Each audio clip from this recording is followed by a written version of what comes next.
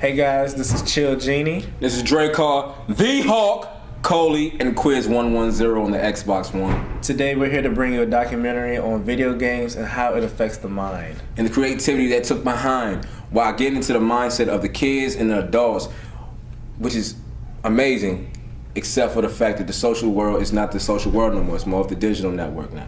Enjoy.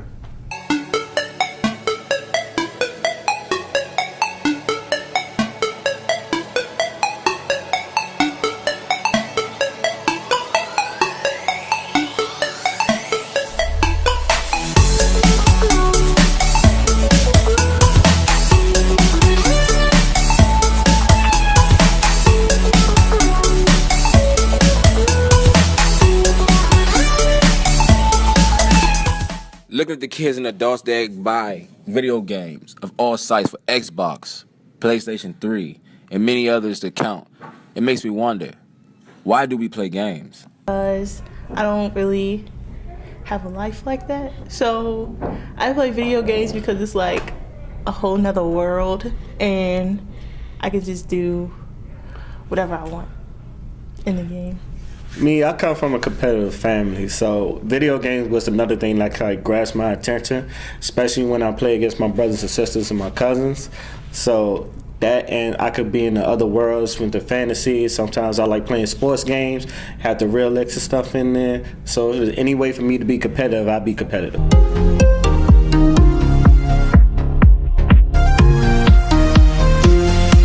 Based on the way that games are portrayed, it makes you wonder, do games draw you from reality, or is it just a substance to keep the mind stimulated? Yeah, because I think it's because you can control it and you have, like, you can do a lot more with it than like in regular life. Because like in reality, you can't really control what goes on. But like in the virtual world, you can just manipulate it into anything, basically. I believe when I was younger, it didn't grasp me in like that. You know, it's just the flash and lights in it. Now that I'm older and games are more involved, especially games like Mass Effect, I think they have to draw you in. So it brings you into another world and you want to, sometimes like third person or first person, it gives you the opportunity to control the character you want. So yeah, it does, and it really has to. The time gets warped when they're in a virtual world. They lose track of time. It's kind of like being in a casino. Okay. There's no clocks on video games. You can't see the clock on your computer or on your TV when you're playing a video game or if you're in that type of environment. So you can't lose track of time, especially if you're immersed in it. The world is driven by games that keep the processing of software and hardware substantially in use. Doesn't matter how you look at it. But the question is, does it really influence you? Do games really influence the mindset? Does it influence your social life?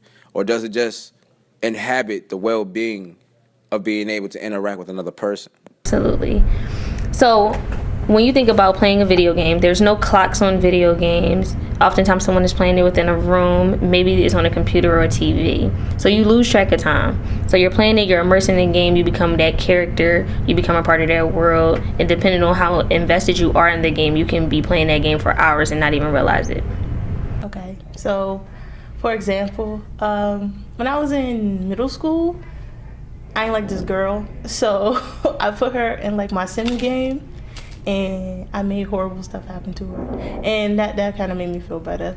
So then I went to school the next day, and I didn't hate her as much. So that's how it influenced me.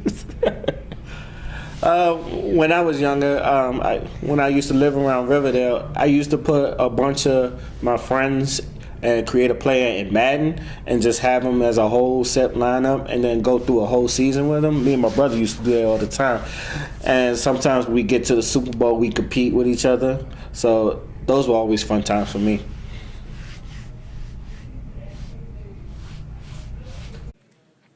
I've seen some sit down in front of televisions and play games for hours, and then it makes you ask that one question.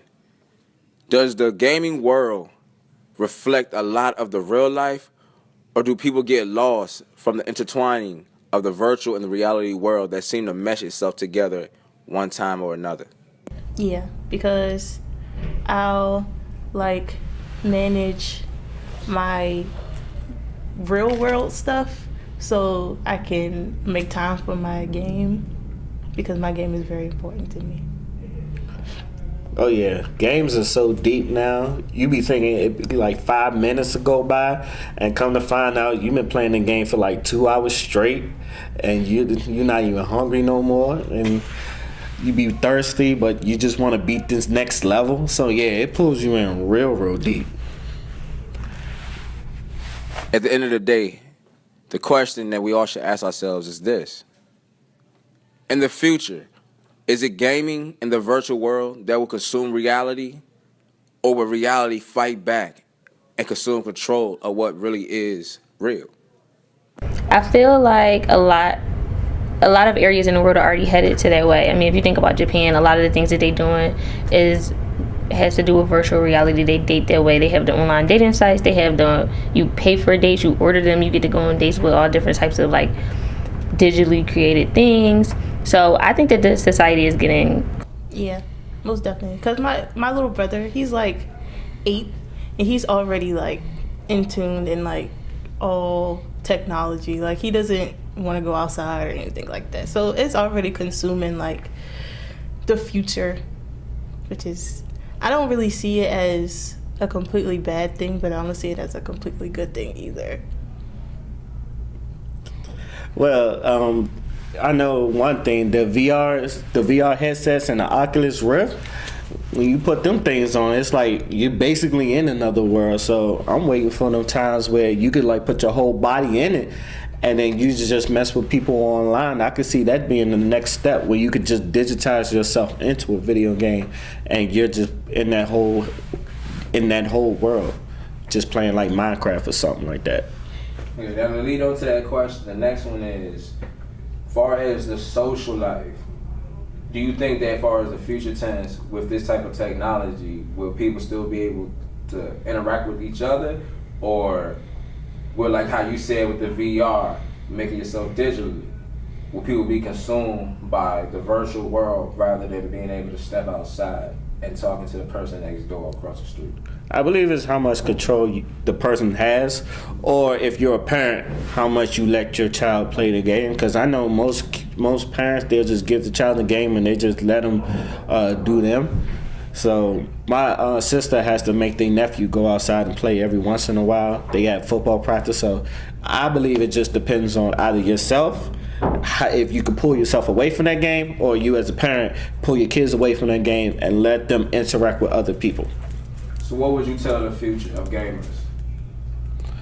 It was like, it's good to game, but sometimes you need to put it down and go outside, get some fresh air. Don't let it take over. Completely. Yeah, talk to lovely ladies like this lady over here. Go outside.